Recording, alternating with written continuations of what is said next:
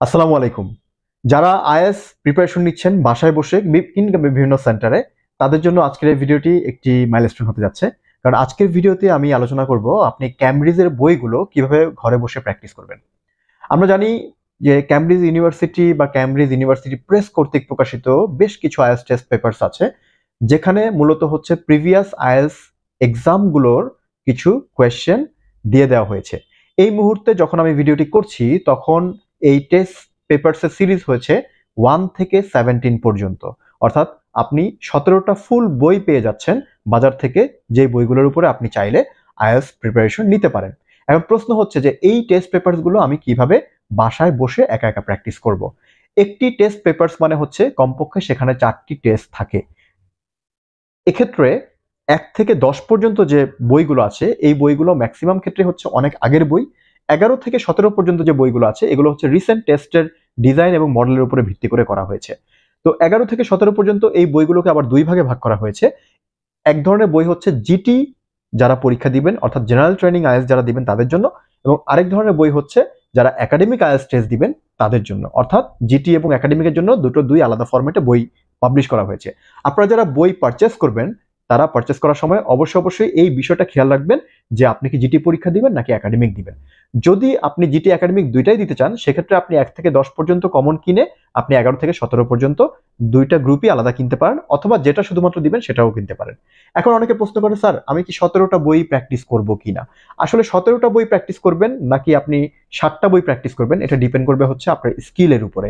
অর্থাৎ আপনার যদি টার্গেট অনেক বেশি থাকে, ইংরেজি বেসিকটা যদি পুয়ার থাকে, তাহলে সেক্ষেত্রে আমি বলবো যে 1 থেকে 17 পর্যন্ত সবগুলো সিরিজই প্র্যাকটিস করা। তাতে আপনার টেস্ট ফরম্যাট হয়তো আধুনিকটাই শিখলেন, কিন্তু আপনি প্র্যাকটিসের মাধ্যমে আপনার ডেভেলপমেন্টটা হয়ে গেল, যে ইমপ্রুভমেন্টটা আপনার দরকার ছিল সেটা আপনার হয়ে যাবে। আর যাদের সময় হাতে কম এবং স্কোরও 6.5 এর খুব বেশি না, তারা আমার মনে হয় যে 11 থেকে 17 পর্যন্ত এই বইগুলো প্র্যাকটিস করতে পারেন।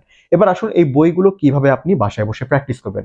প্রতিটা বইয়ের ভিতরে মোট 4টি টেস্ট, ফুল টেস্ট দেওয়া থাকে, অর্থাৎ এই একটি টেস্টের ভিতরে আপনার টেস্টটি শুরু হয় হচ্ছে লিসনিং দিয়ে, এরপর আপনি পাবেন রিডিং, দেন হচ্ছে আপনি পাবেন হচ্ছে রাইটিং, তারপরে পাবেন আপনি স্পিকিং। অর্থাৎ এই 4 ধরনের কোয়েশ্চেনই আপনি একটি বইয়ের ভিতরে পাবেন। এখন আমি একটি একটি করে বলবো যে প্রতিটা কোয়েশ্চেন বা প্রতিটা স্কিল আপনি কিভাবে প্র্যাকটিস করবেন। এবং আমি এটা যখন বলবো এটা আসলে সবার উদ্দেশ্যে, মানে বেসিক যাদের দুর্বল তাদের উদ্দেশ্যে কেন্দ্র করেই বলবো। তো আমি ধরে নিচ্ছি আপনি 1 থেকে 17 পর্যন্ত বই প্র্যাকটিস করবেন। তো প্রথমে আসি হচ্ছে রিডিং প্র্যাকটিস। আপনি রিডিং প্র্যাকটিসটা কিভাবে করবেন। যেহেতু 1 থেকে 17 পর্যন্ত প্রতিটা বই 4টা করে টেস্ট আছে এবং প্রতিটা টেস্টে 3টা করে রিডিং প্যাসেজ আছে। সো এগুলো আপনার জন্য প্র্যাকটিস করাটা অবশ্যই একটা সময় সাপেক্ষ ব্যাপার এবং বেশ ধৈর্যেরও ব্যাপার।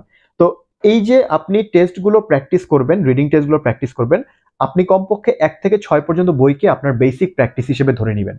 বেসিক প্র্যাকটিসটা কেমন ধরলাম, আপনার রিডিং এ অনেকগুলো কোয়েশ্চেন ফরম্যাট আছে, like true false not given, matching, তারপরে হচ্ছে ফিল ইন দ্য গ্যাপস। এই ডিফারেন্ট টাইপস অফ কোয়েশ্চেন প্যাটার্নগুলোকে আপনি ইউটিউবে বিভিন্ন টিউটোরিয়াল দেখে জেনে নেবেন এগুলো কিভাবে সলভ করতে হয়। নেয়ার পরে তারপরে এগুলো আপনি বাসায় বসে প্রতিটা কোয়েশ্চেন টাইপ আলাদা করে শুধুমাত্র 1 থেকে 6 পর্যন্ত অথবা 1 থেকে 8 পর্যন্ত আপনি প্র্যাকটিস করবেন। তাতে কি হবে, ওই প্রশ্নের ধরন সম্পর্কে প্র্যাকটিস করতে গিয়ে তার কিছু বেসিক আইডিয়া আপনার হয়ে যাবে। এরপর আপনি চাইলে 8 থেকে 17 পর্যন্ত টেস্ট বাই টেস্ট প্র্যাকটিস করতে পারেন। অর্থাৎ রিডিংটা আপনি কোয়েশ্চেন টাইপটাকে আলাদা ধরে ধরে প্র্যাকটিস করবেন এবং এরপরে গিয়ে আপনি কি করবেন, প্রতিটা টেস্ট ফুল প্র্যাকটিস করবেন। তাহলে এটা আপনার জন্য হেল্পফুল হবে।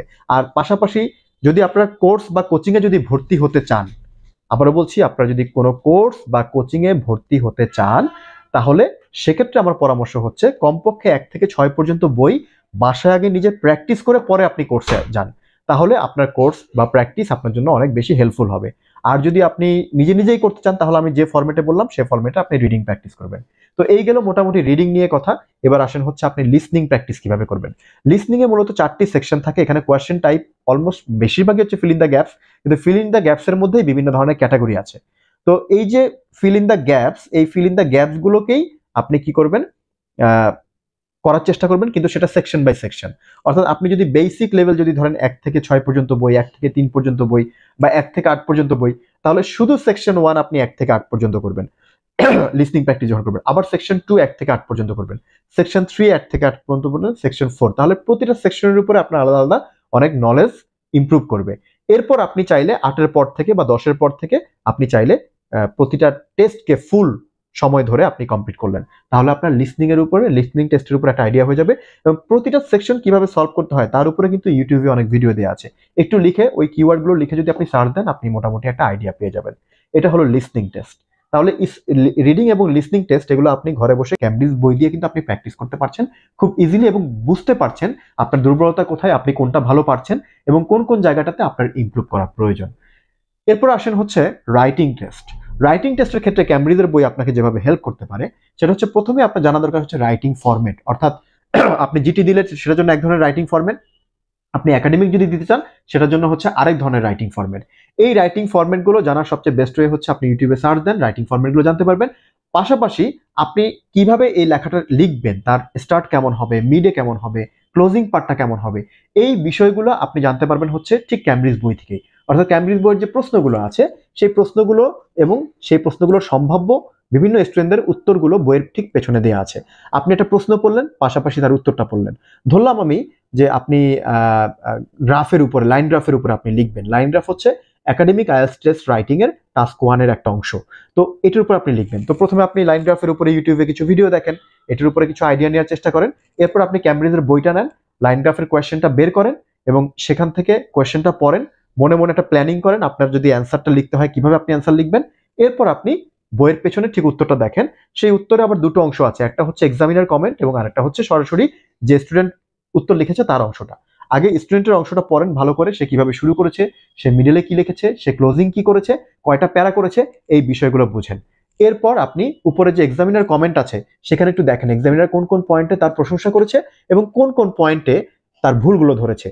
যেসব পয়েন্টে তার প্রশংসা করেছে বা ভুলগুলো ধরেছে সেই সব পয়েন্টগুলোকে ভালো করে আপনি নিজেও অবজার্ভ করেন। এইভাবে যদি লাইন গ্রাফের উপর আপনি মিনিমাম 4টা 5টা লেখা পড়তে পারেন, তারপর আপনি ধীরে ধীরে আপনার নিজেরটা আপনি লেখা শুরু করেন, লেখার প্র্যাকটিসটা হয়ে যাবে। বাট অ্যাসেসমেন্ট আপনি আপনারটা করতে পারবেন না। কিভাবে অ্যাসেসমেন্ট করবেন সেটা নিয়ে আমি আবার একটু পরে কথা বলবো।